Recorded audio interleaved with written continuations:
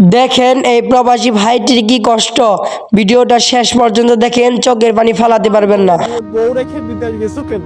4 থেকে 5 মাস আইছি, তাই যদি স্বামীর সংসারে টিকতে না পারে, এত সুখ তার কপালে সে যেমন সহ্য করতে পারে নাই। আমি একজন মালয়েশিয়া প্রবাসী।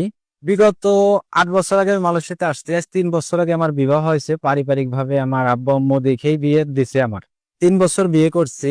আমি 3 বছরে 3 বার দেশে গেছি। আমি আজ বিগত 3 বছরে তারে আমি 4 ভরি স্বর্ণ দিয়ে দিছি, প্লাস যা যার প্রয়োজন সবকিছুই দিছি।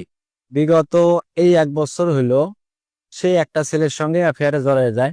বিগত 2 মাস আগে সে আমার 4 ভরি স্বর্ণালংকার প্লাস আমার সোনালী ব্যাংকের চেক বই সম্পূর্ণ সে নিয়ে গেছে। ভাই, আমি দুধ কলা দিয়ে কালসাপ পুষেছিলাম, যার জন্য আমি আমার মা বাবার সাথে পর্যন্ত ওর পক্ষ নিয়ে ঝগড়া করছি। পরবর্তীতে তার মনটা আমি রক্ষা করার জন্য কত কিছু না করছি, কিন্তু পারিনি। সে অন্য পুরুষের সঙ্গে চলে গেছে। ভাই, এত কষ্ট লাগছে, যার জন্য আমি বাধ্য হয়ে আপনাদের সঙ্গে এই সামনে লাইভে আসতে বাধ্য হয়েছি। আমার না বুকটা ফাইটে যেতেছে, আমার কথা মুখ দিয়ে বেরোতেছে। আমার জীবনটাও ধ্বংস করে দিয়ে গেছে। যারা ভাই বিদেশে থাকে, মা বাপ ব্যতীত কেউ আপন হয় না ভাই।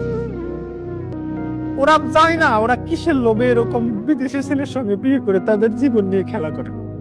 তাদের জীবন নিয়ে খেলা করার দায়িত্ব তো তাদের না, তাদের জন্য আমরা কষ্ট করি ভাই।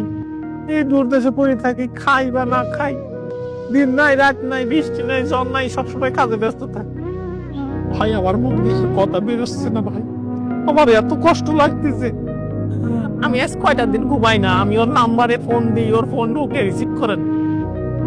সে ইচ্ছাকৃত ভাবে যোগাযোগ করা বন্ধ করে দিচ্ছে আমার সঙ্গে।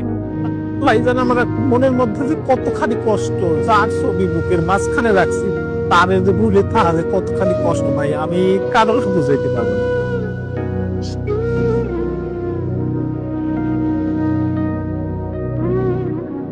ভাই জান, আরামের মুখ দিয়ে আর কথা বেরোচ্ছে।